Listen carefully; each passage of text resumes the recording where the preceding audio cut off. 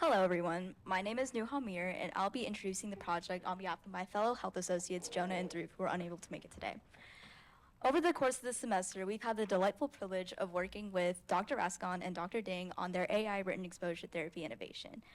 The lifetime prevalence of PTSD within the United States is extremely high, and with this innovation, we'll be able to expedite and increase the accessibility of treatment all around the country. And we're closer to achieving this goal with the mentorship of Parker Holcomb and Michael Anselmo. In our role as health associates, we foster collaboration between team and mentor. This includes helping with the preparation of the speech, pitch, alongside contributing to research regarding total addressable market and pathway to regulation. And the Health Catalyst program is not only a mentorship experience for the team, but also for us as health associates. It's been an invaluable experience seeing what a future career could look like within health commercialization. And now, it's my pleasure to introduce Dr. Rasgon, the PI behind this innovation.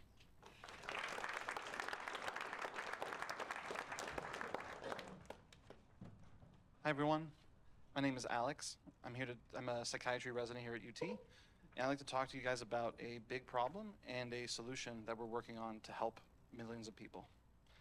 So post-traumatic stress disorder, or PTSD, is one of the world's leading causes of disability in mental health. It affects millions of people.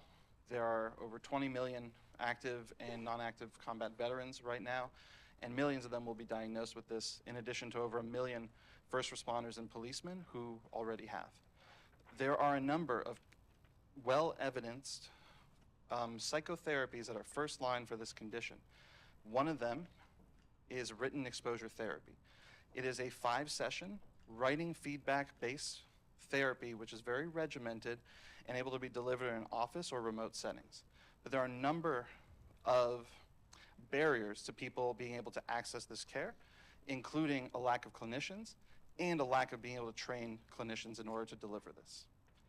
So we have developed a solution now in the age of LLMs that allow us to scale this technology to be able to reach millions of people who need it. We have developed a chatbot to deliver regimented written exposure therapy. We have a great team. Myself, Dr. Ding, a world-leading AI expert. Our department has a number of world-leading trauma researchers and a number of people who are on the front lines delivering written exposure therapy around the world. We are working with our collaborators at Stanford University and the NIMH, which includes the original team that developed this type of therapy. Through this process, we've received some fantastic feedback regarding our application, and we've identified areas that will allow our product to stand out against others in a competitive field, that will improve its cost effectiveness and scalability, and identifying various pathways towards regulatory clearance, and being able to get this technology to people who need it.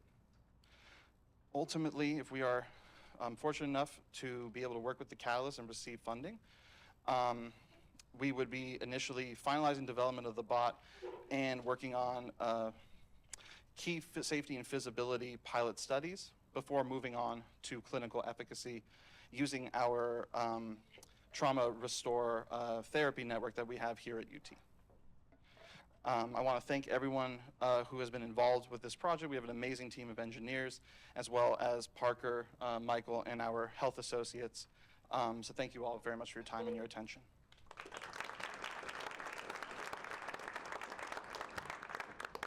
Hi there. Thanks for the information.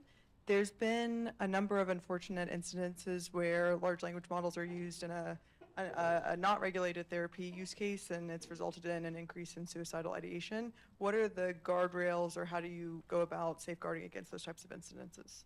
Absolutely, and so what we've done is we actually have developed safety guardrails that we've tested in other populations, including an older adult population with a reminiscence therapy bot that our group has worked and is publishing on as well.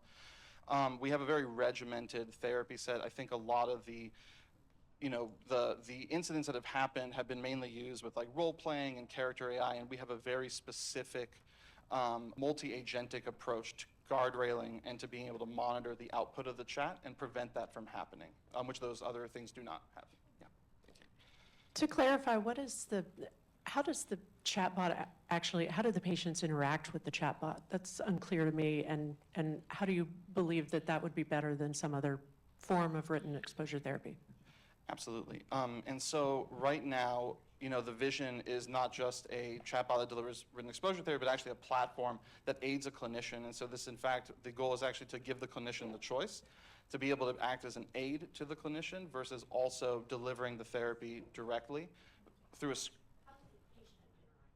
Correct. So it's a speech-to-speech, and then they can write in hand, and then we would be able to use OCR to be able to actually input it into the LM. So along the same lines, which is the training set that you will be using in order to build up the AI, and more importantly, how can you prevent that the AI will not hallucinate? Absolutely. And so Dr. Ding is actually a world-leading expert on hallucination, and so we do have guardrails and a multi-agentic approach to addressing that. As far as being able to deliver the therapy and with fidelity, we are working with the people who've developed this therapy on scales and actually metrics to be able to ensure that the therapy is being delivered as it is in the literature, in concordance with how other trials for this have laid the foundation for the evidence base.